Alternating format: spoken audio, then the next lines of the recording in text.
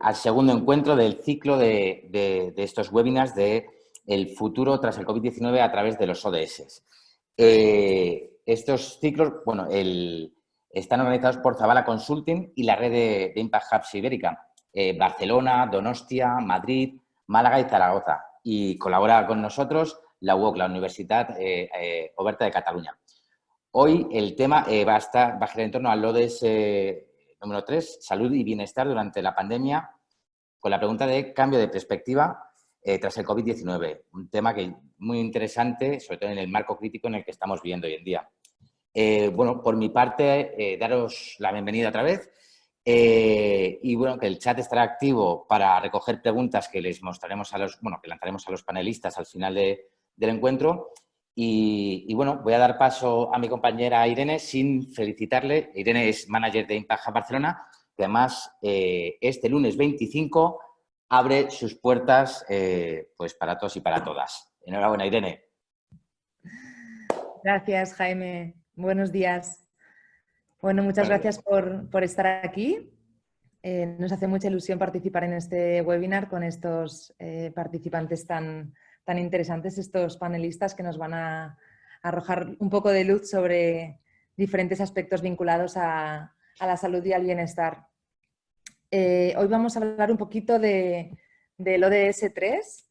El ODS 3 de salud y bienestar dice que el objetivo es garantizar una vida sana y promover el bienestar para todos y en todas las edades. Como sabemos, las personas sanas son la base de las economías saludables. No hay salud sin bienestar y no hay bienestar sin salud. En el último decenio, las mejoras en los ámbitos de la salud y la asistencia sanitaria aumentaron un 24% el crecimiento de los ingresos en algunos de los países más pobres del mundo. Y bueno, si repasamos un poco la evolución de este ODS, pues podemos ver que en los últimos 20 años hemos logrado grandes avances en la lucha contra varias de las principales causas de muerte y enfermedad, ¿no? La esperanza de vida ha aumentado drásticamente, las tasas de mortalidad infantil y materna han disminuido muchísimo y hemos cambiado el curso del VIH y la mortalidad debido a la malaria se ha reducido a la mitad. Son números realmente destacables. Pero bueno, hoy venimos a hablar aquí de lo que ha provocado la COVID-19. La COVID-19 está impactando sin piedad en este ODS, con un efecto devastador sobre los sistemas sanitarios de todo el mundo y llevándose por delante de decenas de miles de vidas. Pero además la pandemia también ha golpeado muy fuerte la salud mental de las personas, ¿no? Justo estábamos hablando ahora antes de empezar sobre este tema y lo vamos a hablar durante esta sesión. Me gustaría, antes de empezar, dar pie a presentar a las tres personas que nos acompañan hoy. Muchas gracias por estar aquí. Ellos son Aisling García, ella es psicóloga clínica de La Porvenir. La Porvenir es una asociación que trabaja para conseguir un cambio de paradigma en salud mental. En su manifiesto proponen otra vía de entender y actuar cuando las personas sufren. Una vía que se basa en el respeto mutuo, en la horizontalidad, la escucha de todas las voces, la participación de los entornos y comunidad de las personas en lo que sucede y la consideración última de que todos tenemos derecho a decidir sobre nuestra propia vida. Bienvenida, Aisling. Hola, gracias. Tenemos también a Pura Díaz, psicóloga, actualmente está trabajando en el Instituto Matia. Ella es psicóloga experta en envejecimiento y discapacidad. Actualmente trabaja en el Instituto Matia en el diseño y elaboración de recursos basados en la evidencia para la implementación de la atención centrada en la persona en servicios de cuidados de larga duración. La actividad de Matia, Instituto Gerontológico, se basa en la generación de conocimiento e innovación gerontológica y su transferencia desde un enfoque psicosocial. Desde Matia Instituto Gerontológico trabajan en proyectos innovadores para promover la autonomía en la vida cotidiana y la dignidad de las personas mayores con el fin último de lograr su bienestar. Bienvenida, Pura. Muchas gracias, Irene. Y finalmente presento a Albert Barberá. Él es director del eHealth Center de la UOC. Él es doctor en bioquímica y biología molecular y experto en la planificación y la gestión de la ciencia y la innovación. En los últimos años ha ocupado varios cargos como director del Centro de Investigación Biomédica de Girona, director general de Biocat, que es una entidad que coordina y promueve el sector de las ciencias de la vida y de la salud en Cataluña, y finalmente como director general de Investigación e Innovación en Salud de la Generalitat de Cataluña. En la actualidad es director del eHealth Center de la UOC. El eHealth Center de la UOC, porque conozcáis un poco más, es un centro académico que genera, transfiere e intercambia conocimiento en salud para capacitar y empoderar a los ciudadanos y a los profesionales mediante las tecnologías, para que lideren el cambio de paradigma en salud.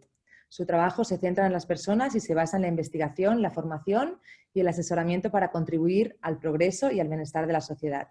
La Asociación Internacional de Universidades ha seleccionado a la UOC como líder de un equipo de universidades que cooperarán con la finalidad de fomentar la comprensión y el uso de los ODS, del ODS de salud y bienestar en la enseñanza superior con un enfoque internacional y multidisciplinario.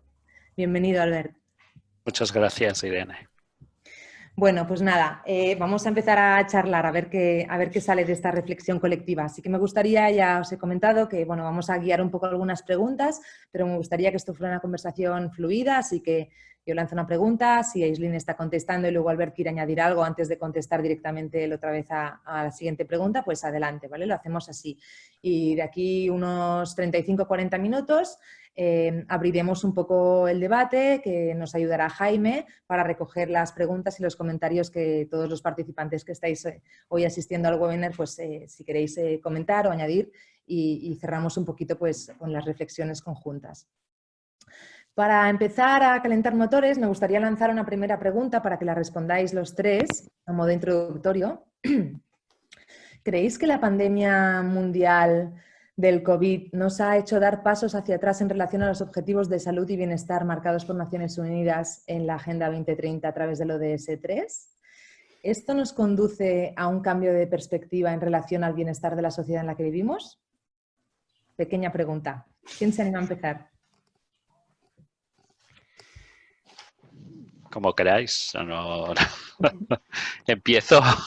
Venga. Bueno, me gustaría tener la respuesta, porque yo creo que es muy pronto para poder hacer un poco de futurismo, ¿no? Mi reflexión iría, más allá del COVID, la situación de los Objetivos de Desarrollo Sostenible es muy buena, ¿no es? Digamos, ya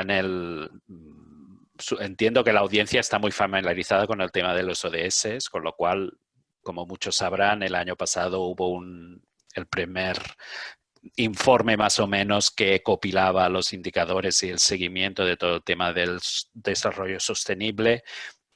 Y realmente, aunque había ciertas mejoras, como has indicado, ¿no? Pues en temas de esperanza de vida, de mortalidad infantil, etcétera, en general, muchos indicadores no solo no habían progresado como se esperaba, sino que había casos, digamos, que habían retrocedido, ¿no? Con lo cual, más allá del COVID, como decía, la situación sobre los ODS no es muy buena, ¿no? Sí que yo creo que el tema del COVID, uno de los efectos que, digamos, ha resaltado, porque yo creo que con lo que ha pasado con el COVID es que simplemente nos ha puesto sobre la mesa cosas que ya teníamos, pero que no queríamos ver o que las mirábamos así de refilón, ¿no? Y es que no podemos hablar de los ODS separados. Es decir, yo creo que y esto hablándolo, por ejemplo, con los diferentes líderes dentro de la International Association of Universities, hablar de biodiversidad y disminución de la biodiversidad está completamente relacionado con lo que ha pasado. Con lo cual, y eso ya salía en los informes, ¿no? Hay un informe que me gusta mucho que es The Future is Now, ¿no? Que aposta un poco por el rol de la investigación y la ciencia, y ya decía la importancia de la relación entre los ODS. Y yo creo que el COVID lo ha puesto de manifiesto, y con lo cual tenemos que, a veces hay un poco la tentación humana de crear silos y tenemos que superar. Y con lo cual, lo que impacta en equidad o igualdad de género impacta en salud, y la biodiversidad, el cambio climático, muchas cosas impactan en salud. Con lo cual, yo creo que el trabajar conjuntamente los diferentes ODS es importante, ¿no? Yo para mí esto es lo más importante ligado al ODS. Hay un tema general, y acabo, que yo creo que el COVID ha resaltado fuertemente, que es digamos, el rol de la ciencia en hacer frente a los retos actuales, ¿no? Y yo creo que encima esta ciencia tiene unos adjetivos muy claros, ¿no? Una ciencia abierta, que implica compartir datos, compartir informaciones, etcétera, como se ha visto mucho en esta situación, ¿no? De compartir el genoma de los diferentes variantes del SARS, etcétera, ¿no? Y luego el trabajo interdisciplinar. Hacer frente a esta situación, pues hemos visto desde los modelos que hacen los matemáticos hasta los ingenieros intentando hacer respiradores, ¿no? Con lo cual, yo creo que ha vuelto, es lo mismo que os decía antes, ¿no? El COVID simplemente ha puesto de manifiesto la importancia de la ciencia abierta y la ciencia colaborativa o interdisciplinar, ¿no?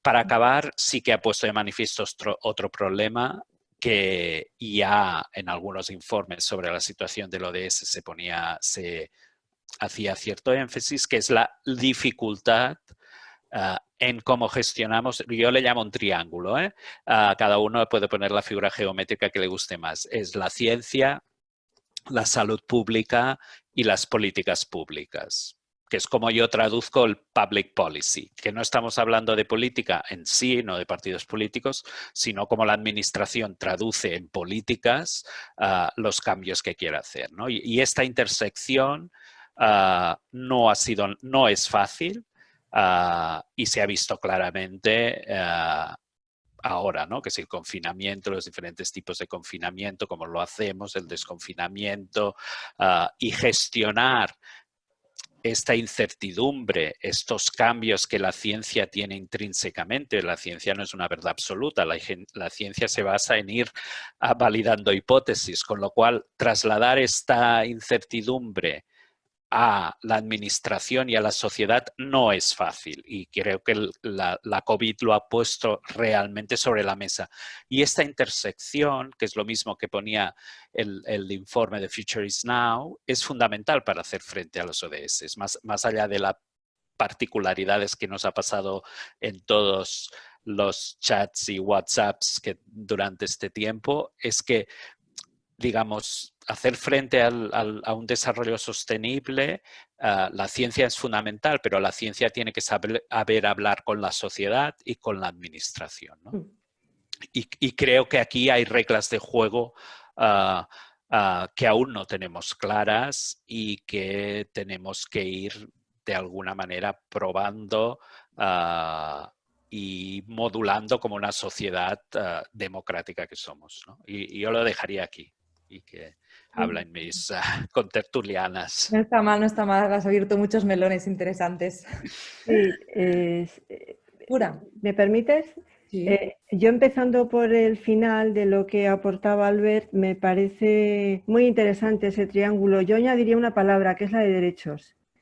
Creo que también tiene mucho sentido en toda la respuesta que se ha dado al COVID, quizás desde la perspectiva de las personas para las que yo trabajo, ¿no? Que son personas que estamos envejeciendo y muchas de ellas tienen mucha necesidad de ayuda. La necesidad de conjugar aspectos derivados del mundo científico, de salud pública y también de los derechos de las personas, especialmente de las personas en mayor grado de vulnerabilidad y que no tienen posibilidades de defenderlos por sí mismos, ¿no? De acuerdo absolutamente con el asunto de la ciencia. Creo que una de las satisfacciones más dentro de esta tragedia, ¿no? es el valor que se le ha dado a muchas decisiones, al visibilizar que las decisiones tienen un soporte científico y que hay respuestas que se pueden dar ahora, respuestas que se pueden dar a lo mejor a medio y largo plazo, pero para las que ahora que ahora no poseemos, ¿no? Y también yo creo que es una oportunidad de darle valor social a la ciencia. Es decir, seguramente si muchas personas con posibilidad de tomar decisiones políticas hubieran escuchado a los científicos al principio de todo esto, a lo mejor el impacto hubiera sido algo menor, ¿no? Entonces creo que hemos de rescatar esto y ponerlo y darle como ¿no? una entidad de valor social a los hallazgos científicos. Y luego otra cuestión que también quiero resaltar, y ya con esto termino en relación con la intervención de Albert, es una palabra que es la interconexión, la integralidad y la importancia Irene nos planteaba el desafío, ¿no? Yo creo que de esto salimos todos y salimos todos de una forma compartida, compartiendo saberes, conocimientos y avanzando desde una cultura que yo creo que es la predominante hasta este momento, que es la del éxito, ¿no? Seguramente tenemos que ir a sociedades más compartidas en las que pensemos más en el bien común, porque si no esto no tiene, yo creo que no tiene sencillamente solución, ¿no? Y también esta integralidad desde el punto de vista de la salud. Yo creo que vosotros seguramente sois muchísimo más expertos en los objetivos de la Agenda 2030, pero me parece muy importante resaltar la salud desde una perspectiva integral, es decir, no solamente salud física, esto antes lo hemos comentado, no solamente salud mental, sino también salud de los contextos, ¿no? De los lugares en los que vivimos. Yo creo que es verdad que a esta pandemia, como decía Albert, todos los objetivos tienen que ir juntos y tienen que ir integrados, ¿no? Entonces yo creo que quizás un desafío para revisar los objetivos en relación con el área 3 sería incorporar esta salud desde una perspectiva integral, ¿no? Que en buena medida hay algunos apuntes, pero yo creo que si eso se fortalece, ¿no? Y se identifican objetivos específicos relacionados con la integralidad, nos hará tener como unos recursos sanitarios y saludables más potentes para lo que nos pueda venir. Porque otra de las cuestiones, ¿no?, que se escuchan es que esto va a ser el principio de un itinerario y tenemos que aprender, tenemos que tener lecciones aprendidas que nos hagan más resistentes para responder de una forma, ya digo, integral, ¿no? No pensando solo en el virus, sino en lo que el virus va generando alrededor, ¿no? Hasta ahí de momento, Irene. Muy bien, gracias, Pura. Unas aportaciones súper interesantes. Aislinn. Sí, me sale decir, ¿no?, que creo que mis compañeros ya lo han dicho prácticamente todo, ¿no? Y me ha gustado mucho esto que decías, Pura, de la salud de los contextos, ¿no? Porque yo sí que siento que es algo muy importante y también lo veo como parte de la solución, ¿eh?, de cara al futuro. Luego, pensando en la forma en cómo ha podido impactar el COVID en este objetivo, ¿no?, de salud y bienestar, a mí se me vienen las palabras de Albert, ¿no?, que no podemos saberlo, ¿no?, pero sí se me pasan como dos cosas distintas por la cabeza, ¿no? Por un lado, sí que siento que se han parado muchos proyectos, ¿no?, relacionados con la cooperación, pero también aquí en España pues los hospitales han paralizado, ¿no? Se ha parado todo lo relacionado con la salud y se ha centrado más en lo que es la pandemia, ¿no? Entonces sí creo que ha habido un freno de muchas cosas ahí, pero luego por otra parte creo que la crisis ha hecho, ¿no?, que veamos que es muy importante la inversión económica en ese ámbito, ¿no?, que es importante que se invierta también en investigación y a mí eso sí me parece como el aspecto positivo, ¿no?, que se puede sacar de ahí y que quizá para un futuro puede ayudar a que ese objetivo, ¿no?, se vaya desarrollando mejor de lo que se estaba haciendo, ¿no? Entonces creo que hay como los dos lados de la balanza, ¿no? Total, muy bien, muy interesante. Realmente, si esto provoca que empecemos a invertir más en investigación, a los avances serán importantes, seguro, porque se pondrá sobre la mesa algo que igual estaba un poco ahí en segundo plano, ¿no? O sea que muy interesante. Gracias a los tres. Ahora me gustaría orientar un poquito más algunas preguntas para aprovechar el expertise que tenéis cada uno de vosotros. Y voy a empezar por ti, ¿vale, Aislinn?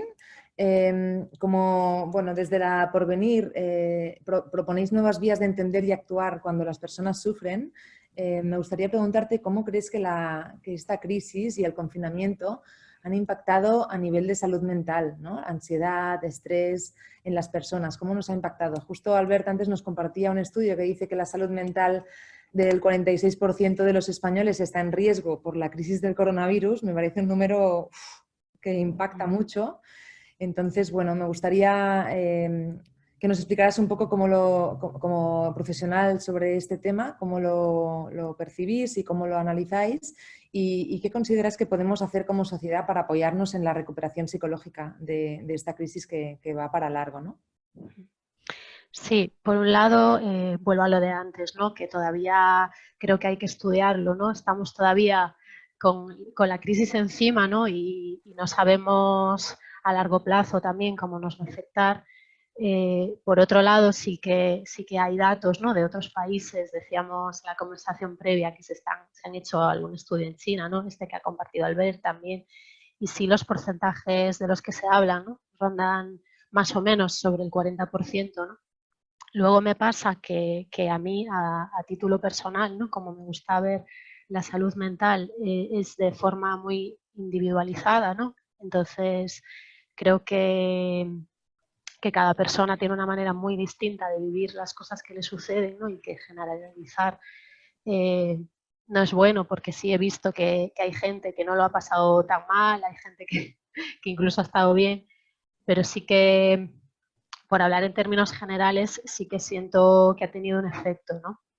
Y que el aislamiento, por ejemplo, ha sido una cosa que se ha estudiado pues en presos o en otros contextos, ¿no? Pues en los astronautas o cosas así, pero nunca a un nivel tan grande como ha sido esto, ¿no? A nivel poblacional y con estas circunstancias, ¿no? Sí hay una serie de efectos que se dice en los estudios y que bastante gente, yo también he escuchado, ¿no? Que nos contaba a nosotras que le pasaban estas cosas que tienen que ver pues, con trastornos del sueño, ¿no? Al cambiar todas las rutinas, todos, todos los ciclos pues, de trabajo, se cambian los horarios del sueño, ¿no? O sea, hay insomnio y estas cosas y parece ser que sí ha aumentado, ¿no? No sé si lo habéis notado, ¿no? Yo alguna cosilla de estas sí he notado, ¿no? Y también tienen que ver las preocupaciones, ¿no? No solo el cambio de rutina, sino el aumento de la ansiedad, que está relacionado pues, con el miedo a contagiarse, con toda la situación, ¿no? que es muy extraña. Básicamente son como los efectos más mencionados, ¿no? Luego hay otras cosas, ¿no? Pues algunos estudios hablan de los trastornos de estrés postraumático, ¿no? y todo esto. A mí sí me parece como palabras mayores, ¿no? Hablar de diagnósticos, ¿no? Cuando lo que estamos viviendo, yo siento que es una reacción normal a una situación anormal, ¿no? Entonces, como que ponerle un diagnóstico a eso me parece patologizar, ¿no? Algo que nos está pasando a miles, millones de personas, ¿no? Que es que nos adaptamos como podemos a una situación que es excepcional, ¿no? Entonces, sí creo que hay efectos que yo le llamaría adaptativos, ¿no? De adaptarse a este cambio, ¿no? O a esto que se está viviendo, que es muy estresante, pero no diría que es patología, ¿no? Lo que sí me preocupa más es a nivel del futuro, ¿no? De cuánto tiempo se va a extender esto, ¿no? Y cuánto tiempo vamos a poder mantener el estrés y aguantar todo esto. Y también a nivel económico, ¿no? Porque sí que siento que la salud mental y la economía, ¿no?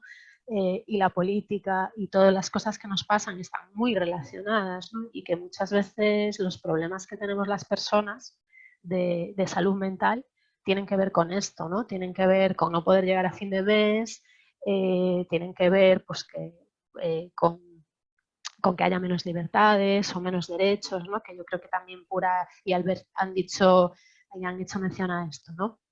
Y para mí sí está muy, muy relacionado, ¿no? Y me preocupa mucho, sobre todo de cara al futuro, ¿no? Cómo puede influir que haya pues todo el problema económico, ¿no? que se está viendo, ¿no? que va a haber, y cómo esto va a influir en la salud mental de las personas, ¿no? No solamente el confinamiento, sino todo lo que se origina a raíz de eso, que no tiene tanto que ver con la enfermedad ni con el aislamiento, sino con lo social, ¿no?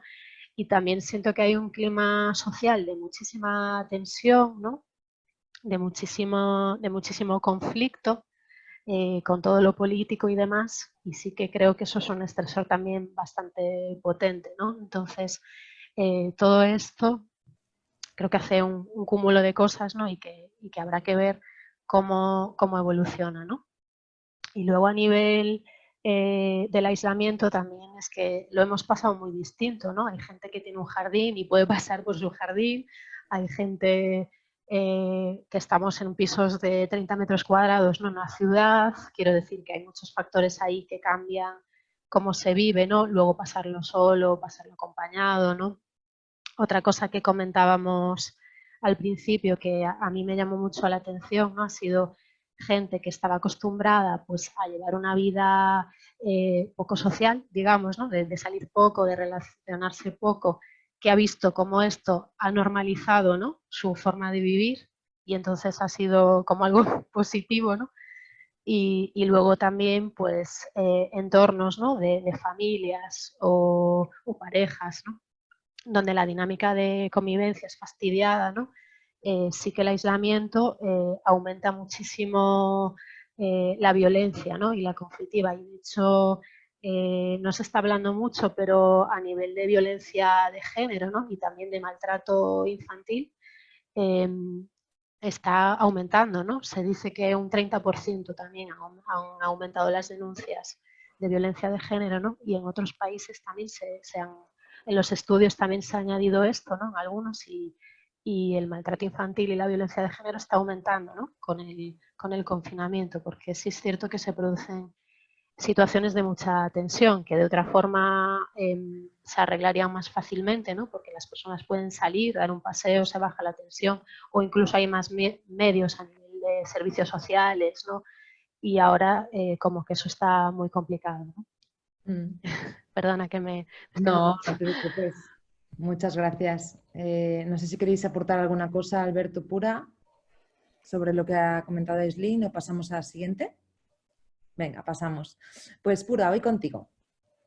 A ver, es obvio que las personas mayores son el colectivo más afectado por esta crisis del COVID-19, tanto a nivel de salud, por ser el colectivo más vulnerable ante la pandemia, como a nivel de bienestar por la soledad y la reclusión a la que se han visto sometidos por el confinamiento. Entonces, como experta en gerontología, ¿cómo dirías que esta crisis ha afectado a las personas mayores y qué podemos hacer como sociedad para contribuir a devolverles la salud y el bienestar que necesitan? Bueno, gracias Irene. Yo creo que muchas de las cosas que voy a comentar ya las ha dicho Aislinn, de modo que voy a ir rápido. Yo creo que una de las cosas que ha tenido como efecto esta pandemia en relación con la vejez es ponerla de manifiesto. Es decir, es sacar la vejez de un sitio invisible y ponerla sobre la mesa. De una forma bastante trágica, por cierto, en lo que hace referencia a los fallecimientos en muchos de los alojamientos en los que viven las personas más vulnerables, ¿no? Y yo creo que esto nos debería interpelar como sociedad, es decir, el envejecimiento es un logro social, no lo debemos olvidar. Deberíamos estar satisfechos y orgullosos de tener una de las expectativas de vida más elevadas del mundo occidental. Pero sin embargo, a la hora de tomar decisiones, pues lo que hemos venido observando es mucha discriminación en relación con la edad, ¿no? Se ha utilizado solo la edad para tomar decisiones, cuando una de las cosas que tenemos muy claras, ¿no? Cuanto mayor información vamos recogiendo en relación con pues estudios longitudinales sobre envejecimiento, todos los aprendizajes y las investigaciones desde la perspectiva no solamente gerontológica, sino también clínica y geriátrica, pues vamos viendo que lo que caracteriza el envejecimiento es que es muy diverso. Es decir, no es lo mismo hablar de una persona de 65 años que de una persona de 90. Incluso puede haber personas de 90 con una situación funcional y de salud totalmente diferente, ¿no? Entonces, por eso es importante incorporar todas estas cuestiones, ¿no? El estado de salud, la biografía, el lugar en el que vive la gente, a la hora de tomar decisiones y a la hora de hablar de efectos que ha tenido esta pandemia, ¿no? Ha habido efectos devastadores en residencias, como todos sabemos, y esto nos está haciendo también pensar qué tipo de alojamientos o de modelos de servicios de atención queremos como una sociedad que se supone que tiene que tener como valor el envejecimiento. Ahí ha habido, bueno, yo he firmado, tomado parte en un manifiesto que hemos firmado más de 1000 personas del Estado, poniendo en el manifiesto la necesidad de repensar los servicios de cuidados de larga duración, ¿no? Servicios que tienen que ser como la gente quiere, es decir, yo creo que tienen que responder a las necesidades y preferencias de las personas. Seguramente si yo os pregunto a vosotros y a la gente que nos está compartiendo este rato dónde quiere vivir cuando sea mayor y necesita apoyos, pues seguramente todos me vais a decir que en vuestra casa, ¿no? Pues tendremos que tener en cuenta esas respuestas a la hora de diseñar alojamientos cuando uno tiene necesidad de apoyos, ¿no?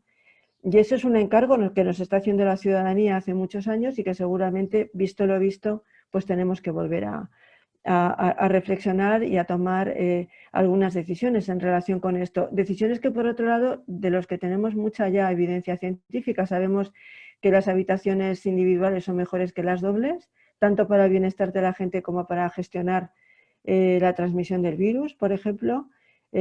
Sabemos que las personas es mejor que no haya mucha movilidad entre los profesionales, por ejemplo.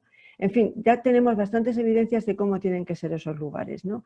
Esto no quiere decir que no hubiera fallecido personas, seguramente sí, pero seguramente lo hubiéramos podido gestionar mejor y seguramente me atrevo a predecir que hubiera habido menos fallecimientos, ¿no? En fin, yo creo que eso es una cuestión que está en este momento en el candelero y que yo creo que ya es momento de que nos repensemos esto. Y luego otra cuestión es hablar del envejecimiento, ¿no? De alguna forma tratar de desterrar esto del edadismo que ha presidido muchas de las decisiones que se han ido tomando, ¿no? O muchas de las opiniones que se han ido escuchando. Frases como nuestros mayores, tenemos que protegerlos, son los más vulnerables, vale, pero todo eso tiene un montón de matices que tenemos que poner sobre la mesa y tenemos que visibilizar y tenerlos en cuenta, ¿no? Cuando hablaba antes, Albert, de la importancia de ese triángulo, y yo resaltaba la importancia de los derechos, ¿no? de las personas. Es muy importante el valor de la salud, el valor social de la salud, y también es muy importante el derecho a la autonomía de las personas, ¿no? Y eso también tenemos que tenerlo en cuenta, ¿no? a la hora de decidir. Entonces, bueno, yo creo que hay muchas cuestiones ahí pendientes en relación con la vejez, pero yo me quedo con esta última, ¿no? Colocar la vejez como un logro social y como una cuestión que nos afecta a todos, porque vamos a envejecer bien si vivimos bien. Y envejecer, las personas mayores no son un grupo de personas aisladas, sino que son personas con una trayectoria vital en las que muchos de nosotros estamos, ¿no? Y que vamos a llegar a ser mayores si tenemos suerte y llegamos con buena salud. Entonces, colocar eso entre todos los objetivos, pues yo creo que es necesario, ¿no? Y colocarlo en todas las políticas, es decir, en las políticas de urbanismo, en las políticas de vivienda, en las políticas educativas, en las políticas de salud, no solamente como políticas para personas mayores, ¿no? Sino políticas para el envejecimiento saludable de las personas. Gracias, Pura. Ojalá no quede ahí, ¿no? este debate, porque sí es verdad que por la tele ahora se oye mucho, ¿no? No hemos gestionado bien todo el tema de las personas mayores y lo reconocemos como autoridades y como sociedad, pero bueno, a ver si esto nos sirve para realmente mirar al futuro de una forma distinta y poner la vejez como algo del centro, ¿no? Del diseño de cómo queremos que sea nuestra sociedad y nuestro futuro, porque si tenemos suerte, todos vamos a llegar a la vejez y todos querremos ser considerados como el centro del diseño de una vida mejor para todos, ¿no? Entonces, ojalá no se quede en una reflexión de, uy, podríamos haberlo hecho mejor, ¿no? Sino que realmente se incorpore. Muchas gracias. Bueno, Albert, vamos contigo. A ti me gustaría preguntarte un poco sobre el tema tecnología, ¿no? ¿Qué oportunidades consideras que las nuevas tecnologías y la era de la digitalización nos pueden brindar o nos están brindando para superar los retos que una crisis sanitaria como esta y una crisis social también nos han puesto por delante? No te oímos, Albert. No, ahora no te oímos. Ahora. A ver. No. Mira que lo hemos comprobado, ¿eh? Son las cosas del directo, no pasa nada. A ver.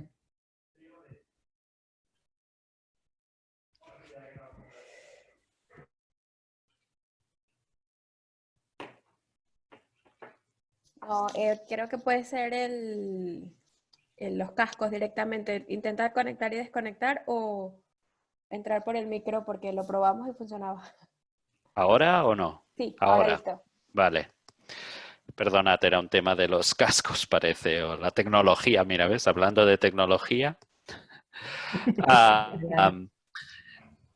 Yo lo que diría, y me ha gustado tu introducción sobre la salud digital o el e-health, ¿no? El centro nuestro, ¿no? De que al final el objetivo no es la tecnología per se, sino qué visión de la salud tenemos, ¿no?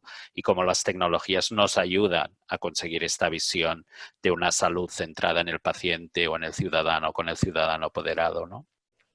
Entonces quería hacer como un poco de introducción antes de pasar a lo que ha pasado después de la COVID, ¿no? Es decir, primero decir, la tecnología nunca es la panacea, aunque nos lo parezca, pero la tecnología avanza, que eso a veces también hay cierta gente que se piensa que la tecnología no avanza, ¿no? Con lo cual, como sociedad tenemos que entender que la tecnología no nos lo soluciona todo, pero que esta avanza.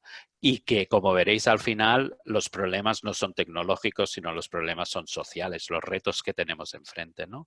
Y yo creo que lo que ha pasado con esta situación, con la pandemia de la COVID, un poco como decía antes, ha puesto sobre la mesa la importancia de lo que llamo ciertos instrumentos de la salud digital, como es la telemedicina, como es la aplicación de la inteligencia artificial y los datos, el uso de las apps del móvil, o incluso la digitalización del sistema sanitario, ¿no? Que pues en estos días ha salido en todos lados, ¿no? Esto para mí son instrumentos de la salud digital, es decir, herramientas que nos ayudan a conseguir los objetivos que pretendemos, ¿no? Y de hecho estos instrumentos hacen tiempo que están en el mercado, si le queréis llamar así, ¿no? Yo creo que lo que plantea esto son para mí tres retos fundamentales. Un reto ético, que es sobre los datos, y se ha hablado mucho en estos días, ¿no?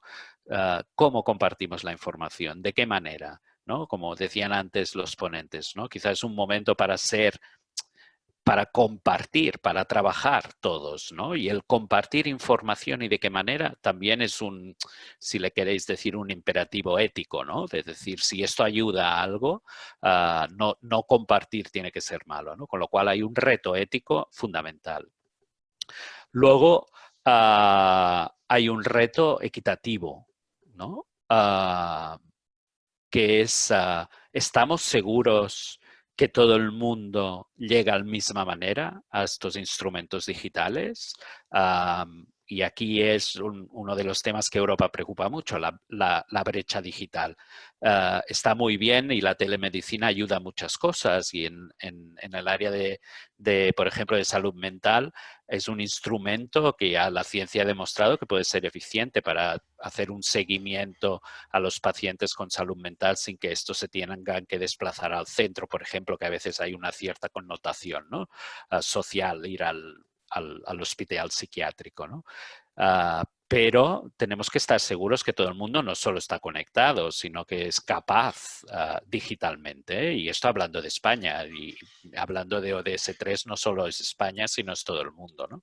Con lo cual para mí hay un reto equitativo y luego un reto implementativo, yo le llamo, es de qué manera integramos estos instrumentos en nuestro sistema asistencial. Y como veis, los problemas son, y yo le llamo un pacto social, es decir, tenemos entre todos decidir de qué manera compartimos los datos y la información que tenemos, de qué manera la distribuimos y hacemos que todo el mundo tenga acceso, y cómo la integramos en nuestro sistema de salud, ¿no? Con lo cual, al final, la salud digital o estos instrumentos son herramientas que, bien usadas, nos sirven de mucho, y la ciencia lo ha demostrado ampliamente, ¿no? Aquí es cómo transformamos esto, ¿no? Y yo creo que, como decía al principio, la COVID simplemente lo que ha hecho es como un poco lo que dicen los americanos, ¿no? Que está el elefante en la habitación y nadie lo quiere ver, pues mira, este virus nos ha puesto el elefante de color rosa y a topos y no hay manera de no verlo, ¿no? Para finalizar, sí que a mí a veces estas situaciones de excepcionalidad producen un efecto boomerang. ¿Qué quiero decir? ¿No? Es decir, al final los avances en la salud digital y en todas las áreas del conocimiento se basa a partir de la evidencia científica, ¿no?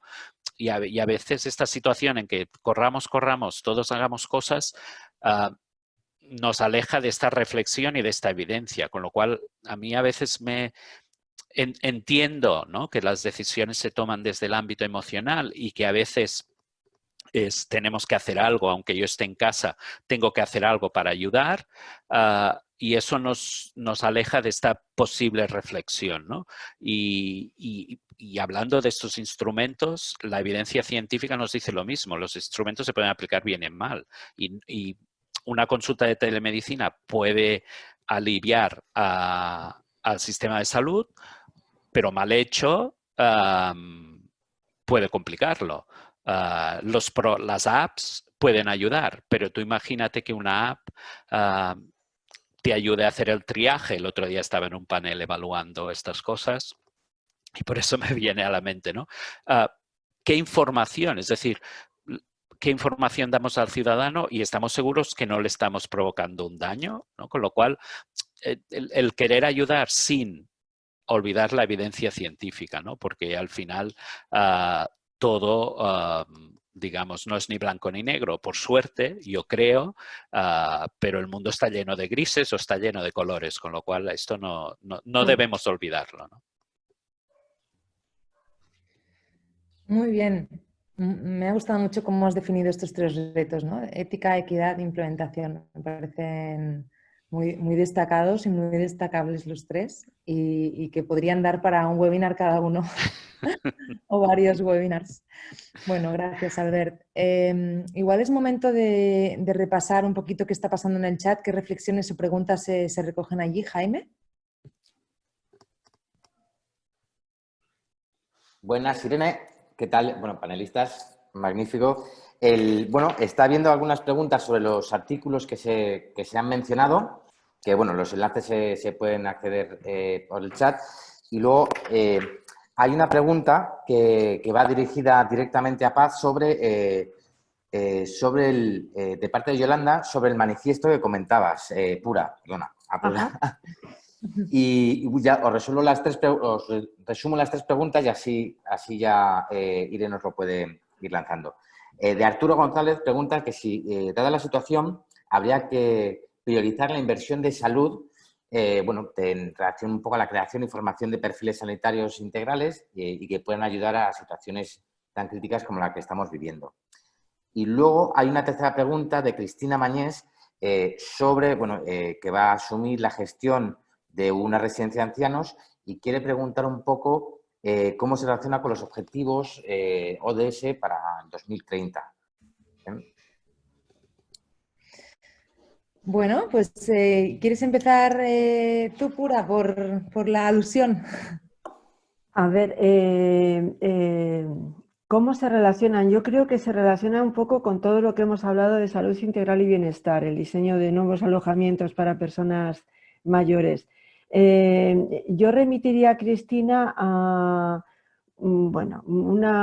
hay bastantes evidencias, bastantes trabajos y publicaciones y aportaciones, especialmente de muchas experiencias del norte de Europa en relación con alojamientos para personas mayores con fragilidad, ¿no?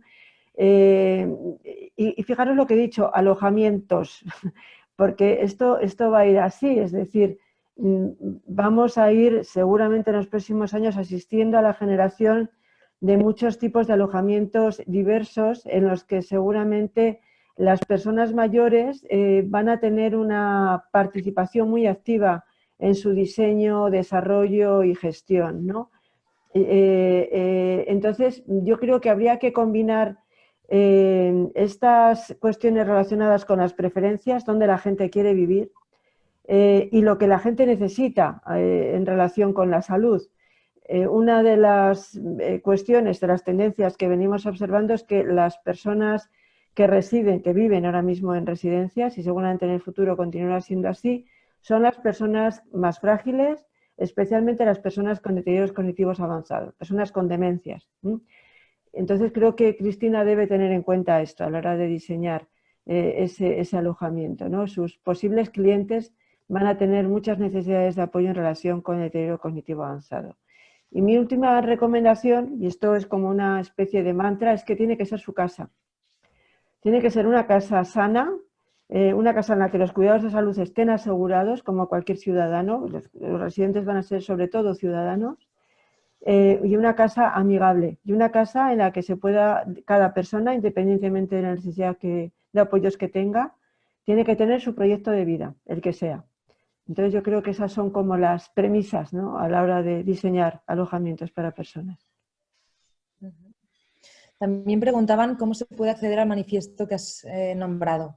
El manifiesto está, creo que sigue colgado en la web. Puede acceder a través de la web de la Fundación Matía y también puede acceder a través de la web de ACP Gerontología, una web que gestiona una compañera, Teresa Martínez, que junto con María Teresa Sancho, Maite Sancho, han liderado el desarrollo del manifiesto. Como os decía, es un manifiesto en el que se recoge un poco todas estas cuestiones que hemos ido comentando sobre cómo queremos las personas que nos cuiden en caso de necesitar apoyos, ¿no? ACP Gerontología creo que puede ser la forma más directa de hacer el manifiesto. Si puedes, Pura, apuntarlo en el chat, la web, y así la gente lo puede acceder fácilmente. Gracias. Y sobre la otra pregunta, no sé si Aislinn o Albert, quién se anima, o yo creo que los dos podéis aportar cosas sobre la creación e información de perfiles sanitarios integrales, ¿no? Si pueden ser de ayuda en futuras emergencias sanitarias. Yo creo que podéis participar los dos en la respuesta. Como Me queráis. apetece, perdona. No. Me apetecía como comentar ahora, ¿no? Justo después de lo que ha dicho Pura, porque a mí sí me resuena mucho, ¿no? Yo no puedo hablar del ámbito general de salud, aunque he estado trabajando en hospital, ¿no? Pero mi área es salud mental, ¿no? Entonces, para mí lo que ha dicho Pura se aplica a la salud mental también, ¿no? Y a las personas que tienen problemas de salud mental, ¿no? Y creo que es lo mismo, quiero decir, crear entornos seguros, un espacio que sea un hogar, ¿no? Y que no sea un espacio hospitalario hostil, ¿no? Y todas estas cosas que ha dicho Pura, para mí es como lo mismo, ¿no? Pero llevado a la salud mental, ¿no? Y sobre todo, respetar los derechos de las personas, que creo que no se está haciendo bien, ¿no? Y que sí que me parece que hay que invertir, ¿no?, en que haya una salud y una cantidad de profesionales, pero sobre todo que sea de calidad, ¿no?, que no vale cualquier cosa, porque si no eso se convierte en parte del problema. Y creo que eso es lo que estamos viendo, ¿no?, que ha pasado. Y nada más, ¿no? Como que me venía muy en la línea de lo que decía Pura y por eso me apetecía comentarlo, ¿no? Y luego también no olvidar lo comunitario, ¿no? Los grupos de apoyo vecinal, los grupos de apoyo mutuo, porque sí que siento que la gente está construyendo mucho, ¿no? Que solo hay que ver, pues, a los vecinos que están repartiendo comida, ¿no? Y sí que creo que eso es la base para mí, de la recuperación. Y la recuperación emocional también. Y ya está. Perdón, Albert. No, tranquila, muy interesante. No, yo dos temas. Uno sobre la pregunta general de invertir más en salud. Yo devuelvo aquí, siendo un poco gallego, aunque soy catalán, es que entendemos por invertir. Lo digo porque para no caer en la tentación que es solo una cuestión de dinero. Es decir, no ha habido respiradores, ahora todo el mundo a construir respiradores y vamos a tener 50 respiradores por hospital. Y luego de aquí 3 años nos viene un virus o lo que sea que causa hemorragias y los respiradores no nos sirven de nada. Con lo cual, invertir más en salud, sí, pero ¿qué quiere decir invertir? Y aquí es el segundo comentario. hablando con personal, profesionales del mundo asistencial y gestores, etcétera, yo creo que hay 3 lecciones que han pasado durante esta epidemia o esta pandemia que nos deberían ayudar, ¿no? Una es, en general, el Estado ha hecho que haya un apoderamiento del clínico en la gestión, ¿no? Y eso ha dado muy buenos resultados, con lo cual yo creo que esto es una lección a aprender. Cuando hablamos de clínico, de profesional, no solo el médico, ¿eh? Es decir, hay muchos profesionales en el ámbito asistencial. Con lo cual, un apoderamiento del profesional, y esto ha implicado una gestión ágil, una gestión rápida, etcétera. Con lo cual, primera lección a aprender. 2, la flexibilidad. Es decir, en un caso de emergencia, se ha flexibilizado todo y cada uno, como hay un reto, cada uno trabaja como puede, ¿no? Y a veces las instituciones sanitarias son demasiado encorsetadas en la manera de trabajar, ¿no? Con lo cual yo creo que es otro tema. Y el tercer tema es la burocratización o burocratización, como lo queráis llamar, ¿no? En todos los niveles, que se ha hecho, digamos, pues esto, un poco de vista gorda, y esto ha permitido dar respuesta rápida. Con lo cual el problema no solo es del sistema, sino las cargas que pones en el sistema, ¿no? Y esto no debemos olvidar, ¿no? Y en el caso de burocratización, aquí un dato también para crear polémica, ¿no? Por ejemplo, los informes de la OCDE, cuando comparan el número de médicos y enfermeras por habitantes, aunque la gente no se lo crea, de la media de los países desarrollados tenemos más médicos por habitantes. Podemos discutir cómo están distribuidos, pero tenemos más media. Lo que estamos muy lejos es de la enfermería, del colectivo de profesionales, de enfermeras, dietistas, etcétera, ¿no? Y cosas que ha planteado el COVID, es decir, las altas o las pautas farmacológicas. Hay muchos profesionales que no son médicos, que están capacitados y que incluso la ciencia dice que lo hacen mejor. Con lo cual, es un tema de qué hace qué. El médico o los profesionales de medicina saben y hacen bien ciertas cosas y están formados y capacitados para ello, ¿no? Y hay otros profesionales que pueden agilizar el proceso.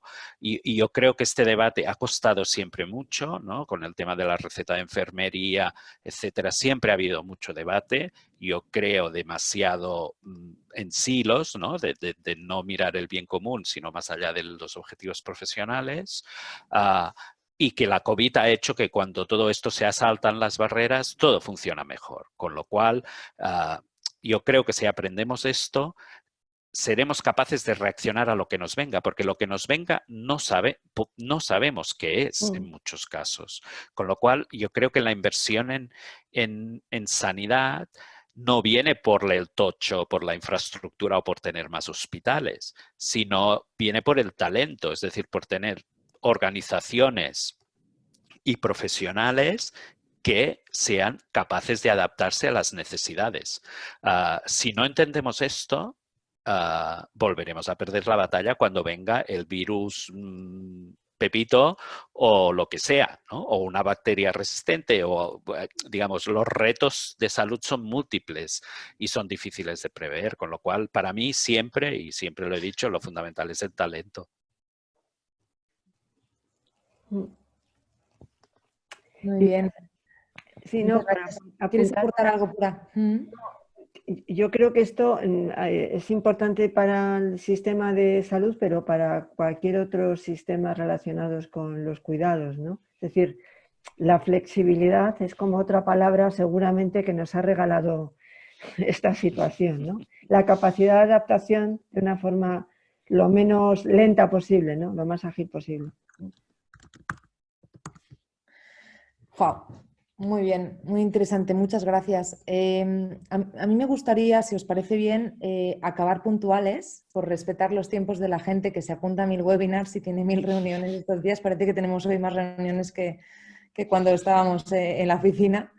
Y por ello me gustaría acabar con 3 ideas que a mí me han gustado mucho y luego daros paso a decir una frase como de cierre, ¿no? ¿Con qué os quedáis de esta sesión? Empiezo yo. A mí hay las 3 ideas con las que me quedo son, la primera, el reto en la intersección del triángulo este que decíamos de ciencia, salud pública y políticas públicas, añadiendo a este triángulo y haciéndolo un cuadrado los derechos de las personas.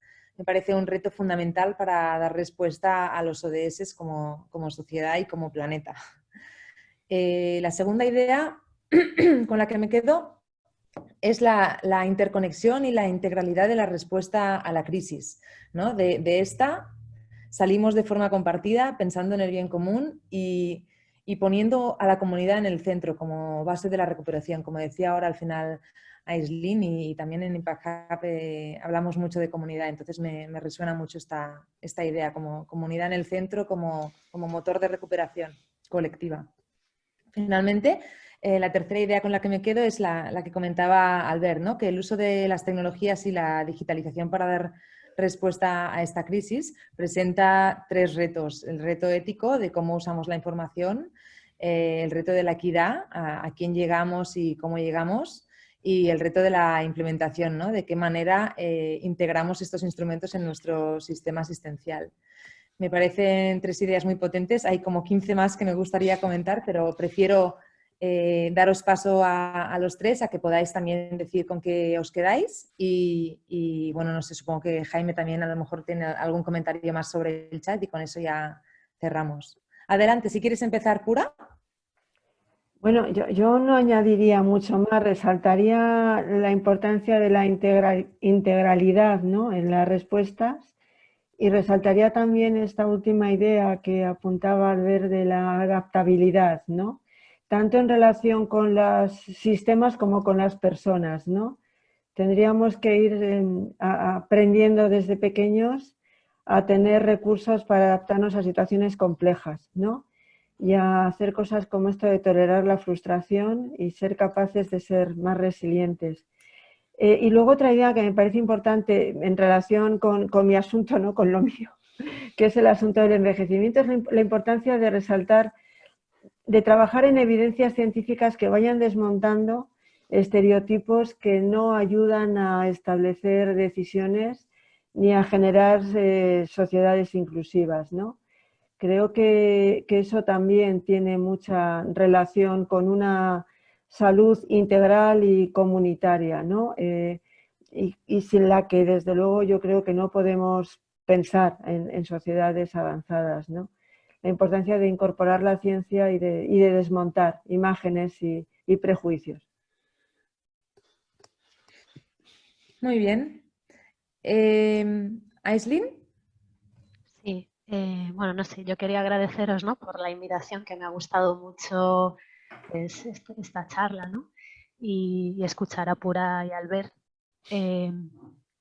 Me pasa también que creo que se ha dicho mucho de lo que yo puedo aportar ahora al final, pero sí me quedo con que a una, cuantas más manos la sostengan, ¿no? Mejor irá, ¿no? O más fácil será avanzar o más fácil será solucionar un problema, ¿no? Entonces me quedo con la importancia de colectivizar, ¿no? De pensar que todas las personas podemos aportar y que también estamos como en el mismo barco o algo así, ¿no? Y que no solo con el COVID, sino con todo lo que nos pasa en la vida, ¿no? Y pensar también que en salud mental, ¿no? Que si no se cambia la forma de entenderlo, ¿no?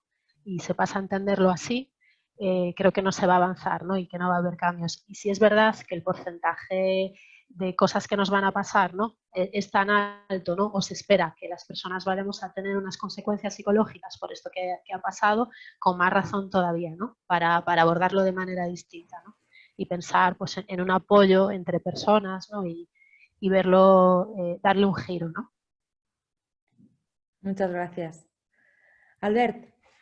Bueno, yo acabaría quizá volviendo a los ODS, ¿no? Que es por donde hemos empezado, y un poco, yo diría, recalcar el rol de las universidades, ¿no? en los objetivos de desarrollo sostenible, ¿no? Para mí las universidades como centros o hubs de conocimiento son fundamentales para conseguir los ODS, ¿no? Porque al final, para mí las universidades acabamos teniendo 3 objetivos o 3 cosas que hacemos con ese conocimiento.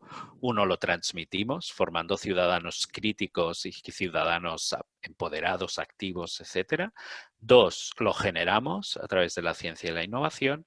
Y luego yo creo que también, y a veces nos olvidamos, las universidades transforman el ecosistema, ¿no? Es decir, el rol de las universidades en países subdesarrollados en transformar el entorno en el cual esta universidad, porque al final incluso la UOC, siendo una universidad online, tiene centros físicos que son transformadores, creo que es fundamental, ¿no? Y creo que aunque tanto la ONU como UNESCO recalcan el rol de las universidades y de los centros de conocimiento en conseguir los ODS, a veces se olvida fácilmente, ¿no?, el rol de las universidades y quedan un poco relegados a un sitio donde 4 o 5 personas hablan de temas así muy sesudos.